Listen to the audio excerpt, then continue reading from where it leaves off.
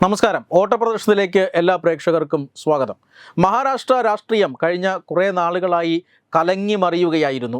ഈ കഴിഞ്ഞ അസംബ്ലി തെരഞ്ഞെടുപ്പിന് തൊട്ട് മുമ്പ് വരെ മഹാരാഷ്ട്ര രാഷ്ട്രീയത്തിൽ പലതരത്തിലുള്ള അപ്രതീക്ഷിതമായ നാടകീയമായ സംഭവങ്ങളും അരങ്ങേറിക്കൊണ്ടിരുന്നു. എന്നാൽ BJPയുടെ നേതൃത്വത്തിലുള്ള സഖ്യം NDA മുന്നണി വലിയ വിജയം മഹാരാഷ്ട്രയിൽ നേടിയതോടുകൂടിയാണ് ഇപ്പോൾ രാഷ്ട്രീയ അസ്ഥിരതയില്ലാതെ മഹാരാഷ്ട്രയുടെ രാഷ്ട്രീയ രംഗം ഇങ്ങനെ വലിയ ചാഞ്ചാട്ടമില്ലാതെ പോയിക്കൊണ്ടിരിക്കുന്നത്. ശിവസേന രണ്ടാകുന്നു, NCP രണ്ടാകുന്നു, അതുപോലെ തന്നെ ശിവസേന കോൺഗ്രസ് പക്ഷത്തേക്ക് വരുന്നു, BJPയെ ഉപേക്ഷിക്കുന്നു, BJP മന്ത്രിസഭ താഴെ വീഴുന്നു, അതിനുശേഷം ശിവസേന മന്ത്രിസഭ താഴെ വീഴുന്നു. ഇങ്ങനെ പലതരത്തിലുള്ള നാടകീയ സംഭവങ്ങളാണ് കഴിഞ്ഞ 5 വർഷമായി മഹാരാഷ്ട്രയിൽ നടന്നുകൊണ്ടിരുന്നത്. അതിലേറ്റവും പ്രധാനപ്പെട്ടത് ശിവസേന നേതാവ് ഉദ്ധവ് താക്കറെയുടെ നിലപാടുകളാണ്. ഉദ്ധവ് താക്കറെ തീർച്ചയായും ശിവസേന ഒരു ഹിന്ദുത്വ പാർട്ടിയാണ്. ബാൽ താക്കറെ എന്ന ദേശീയ കാഴ്ചപ്പാടുള്ള രാജ്യസ്നേഹിയായ നേതാവിൻ്റെ മകനായി വളർന്ന ഒരു ഹിന്ദുത്വ പ്രത്യയശാസ്ത്രമുള്ള ഒരു പാർട്ടിയുടെ നേതാവായിരുന്നു ഉദ്ധവ് താക്കറെ. ആ ഉദ്ധവ് താക്കറെയും അതുപോലെ തന്നെ ശിവസേനയും BJPയുമായുള്ള സഖ്യം അത് പതിറ്റാണ്ടുകൾ പഴക്കമുള്ളതായിരുന്നു. പക്ഷേ ആ സഖ്യമൊക്കെ ഉപേക്ഷിച്ച് കേവലം ഒരു മുഖ്യമന്ത്രി സ്ഥാനത്തിന് വേണ്ടി ഉദ്ധവ് താക്കറെ കോൺഗ്രസിനോടൊപ്പം കൂട്ടുകൂടിപ്പോയ ആളാണ്. അതോടുകൂടി ശിവസേനയുടെ ഗ്രാഫ് താഴേക്കാണ് എന്ന കാര്യത്തിൽ സംശയമൊന്നുമില്ല. ഒടുവിൽ പാർട്ടി വീണ്ടും പിളരുന്നു എന്ന് പറഞ്ഞാൽ നെടുകെ പിളരുന്നുമില്ല. അതിൻ്റെ അർത്ഥം ഉദ്ധവ് താക്കറെ വിഭാഗം വളരെയധികം ചെറിയ കഷ്ണമായി മാറിപ്പോകുന്നു എന്നുള്ളതാണ്. ഏകനാഥ് റാനഡെ വിഭാഗം അധികാരത്തിലെത്തുന്നു. അവർക്ക് പാർട്ടി ചിഹ്നം ഔദ്യോഗികമായി ലഭിക്കുന്നു. അവരാണ് ഔദ്യോഗികമായി ശിവസേന എന്ന നിലയിൽ വരുന്നു. തെരഞ്ഞെടുപ്പ് കമ്മീഷൻ അവരെയാണ് തിരഞ്ഞെടുത്തത്. പിന്നീട് ഉദ്ധവ് താക്കറെക്ക് ഒരു മോശം കാലഘട്ടമായിരുന്നു. ലോക്സഭാ തെരഞ്ഞെടുപ്പിൽ മഹാരാഷ്ട്ര തിരിച്ചുപിടിക്കും എന്ന് തോന്നിച്ചെങ്കിലും നിയമസഭാ തെരഞ്ഞെടുപ്പിൽ വീണ്ടും തഥൈവയായി സ്ഥിതിഗതികൾ. മാത്രമല്ല, ഉദ്ധവ് താക്കറെ വിഭാഗത്തിൽ തന്നെ കോൺഗ്രസിനോടൊപ്പം ചേർന്ന് നിൽക്കുന്നതിൽ വലിയൊരു വിഭാഗത്തിന് അതൃപ്തിയുണ്ട്. പക്ഷേ ഉദ്ധവിനും മകനും അക്കാര്യത്തിൽ സംശയമൊന്നുമില്ല. അതുകൊണ്ട് തന്നെ അവർ കോൺഗ്രസിനോടൊപ്പം തന്നെ നിൽക്കുകയാണ്. ഏകനാഥ് ഷിൻഡെ വിഭാഗത്തോടൊപ്പം ചേർന്ന് BJPയോടൊപ്പം പോകണം എന്ന ആവശ്യം പോലും ഉദ്ധവ് താക്കറെ വിഭാഗത്തിന് ഉണ്ട്. പക്ഷേ അങ്ങനെ ഇരിക്കുമ്പോഴാണ് ഇപ്പോൾ ഉദ്ധവ് താക്കറെ വിഭാഗം പഴയ രാജ് താക്കറെ വിഭാഗവുമായി കൂട്ടുകൂടാൻ പോകുന്നു എന്ന വാർത്തകൾ പരക്കുന്നത്. ഉദ്ധവ് താക്കറെയുടെ തന്നെ ഒരു പ്രസ്താവന ഇപ്പോൾ പുറത്തു വന്നിട്ടുണ്ട്. രാജ് താക്കറെയും ഉദ്ധവ് താക്കറെയും സഹോദരങ്ങൾ എന്ന് പറഞ്ഞാൽ കസിൻ സഹോദരങ്ങളായിരുന്നു.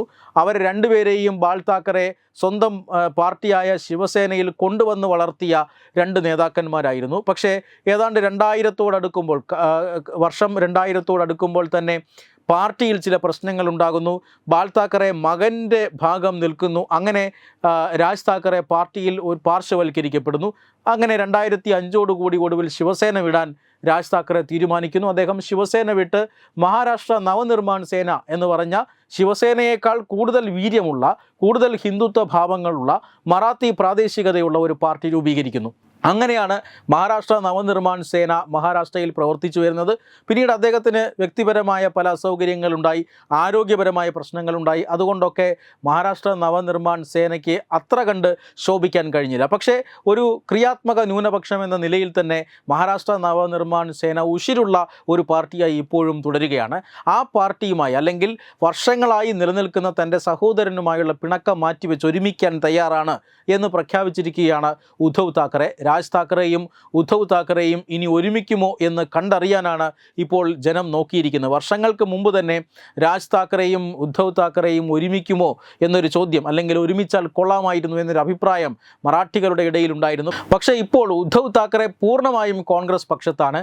പക്ഷേ രാജ് താക്കറെ അങ്ങനെയല്ല. സ്വന്തം പാർട്ടിയുടെ ആ ഒരു പ്രത്യയശാസ്ത്രപരമായ സ്വഭാവം വിട്ടൊരു കളി അദ്ദേഹത്തിനില്ല. അതുകൊണ്ട് തന്നെ ഇപ്പോൾ ഉദ്ധവ് താക്കറെയുടെ ക്ഷണം സ്വീകരിക്കുമോ, അദ്ദേഹത്തിനോടൊപ്പം പോകുമോ, ഇരുവരും ഒന്നിക്കുമോ, ഇരുവരും ഒന്നിച്ചാൽ തന്നെ കോൺഗ്രസ് പക്ഷത്ത് തുടരുമോ, ഇങ്ങനെയൊക്കെയുള്ള ധാരാളം ചോദ്യങ്ങൾ ഉയരുകയാണ്.